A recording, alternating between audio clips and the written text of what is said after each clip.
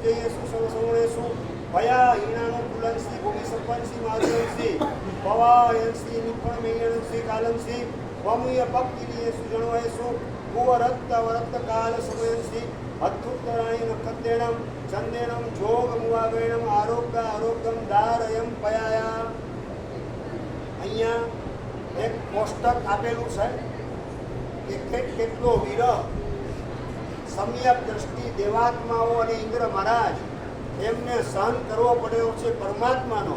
એનું એક કોષ્ટક આપવામાં આવેલું છે કે જે પરમાત્માનો ગર્ભવાસનો ટોટલ સમય કેટલો એના દ્વારા સમજી શકાય. તો ઋષભદેવ પરમાત્મા 9 માસ અને 4 દિવસ ગર્ભવાસનો સમય, અજિતનાથ પરમાત્મા 8 માસ અને 25 દિવસ, સંભવનાથ પરમાત્મા 9 માસ અને 6 દિવસ, અભિનંદન સ્વામી 8 માસ અને 28 દિવસ, સુમતીનાથ પરમાત્મા 9 માસ અને 6 દિવસ, પદ્મવ્રત સ્વામી પરમાત્મા પણ 9 માસ ને 6 દિવસ, સુપાર્શ્વનાથ પરમાત્મા 9 માસ ને 19 દિવસ, ચંદ્રપ્રભ સ્વામી 9 માસ અને 7 દિવસ, સુરીનાથ પરમાત્મા 8 માસ ને 26 દિવસ, શીતલનાથ અને શ્રેયાસનાથ 9 માસ અને 6 દિવસ, 12મા વાસુપૂજ્યજી 8 માસ અને 20 દિવસ, 13મા વિમલનાથ પરમાત્મા 8 માસ ને 21 દિવસ, 14મા અનંતનાથ પરમાત્મા 9 માસ ને 6 દિવસ, 15મા ધર્મનાથ પરમાત્મા 8 માસ અને 26 દિવસ, શાંતિનાથ પરમાત્મા 9 માસ અને 6 દિવસ, કુંકુનાથ પરમાત્મા 9 માસ અને 5 દિવસ, હરનાથ પરમાત્મા 9 માસ અને 8 દિવસ, મલ્લીનાથ પરમાત્મા 9 માસ અને 7 દિવસ,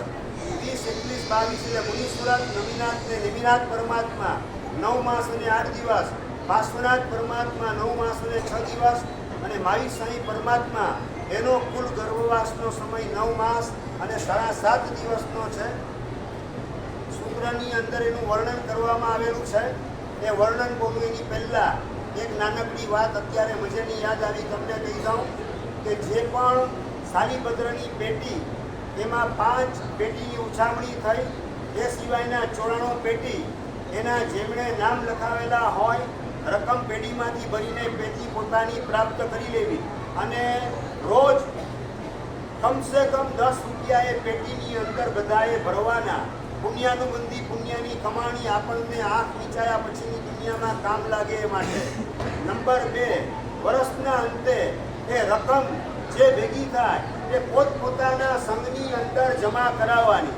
એટલે ચંપકનગરવાળાએ ચંપકનગર સંઘમાં, 6 કોટી સ્થાનકવાસીઓએ 6 કોટી સંઘમાં, 8 કોટીવાળાએ 8 કોટી સ્થાનકની અંદર, તેરાપંથીવાળા તેરાપંથી સંઘની અંદર, જેસીસનગરમાં તો જેસીસનગર સંઘમાં, નયા અંજારમાં તો નયા અંજાર સંઘમાં. એટલે 7 સંઘના આરાધકો પોતપોતાના સંઘની અંદર સાધારણ ખાતાની અંદર એ રકમ જમા કરાવવાની અને આખા વર્ષ દરમિયાન સંઘના ખર્ચા એમાંથી નીકળે, બધાનો લાભ એ પણ આપણા પરિવારને પ્રાપ્ત થાય. એ બધા ખાસ તમામ 7 ગચ્છના આરાધકો ધ્યાનમાં રાખજો.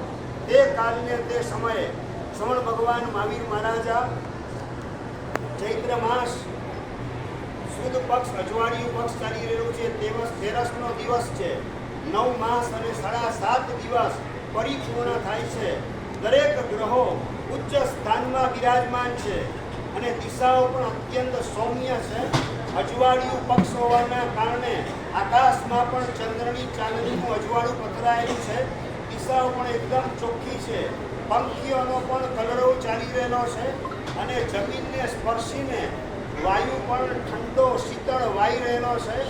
ખેતર પણ પાકથી રચી પડેલા છે અને લોકો પણ આનંદ અને કિલ્લોળ માણી રહેલા છે અને 7 નરકની અંદર અજવાળા પથરાય છે. થાવરને પણ સુખકારી સખી આજ અનુપમ દિવાળી એવું વાતાવરણ મધ્યરાત્રિના સમયે સર્જાયેલું છે અને દેવાત્માઓ પણ ભગવાનના જન્મની પ્રતીક્ષા કરી રહ્યા છે.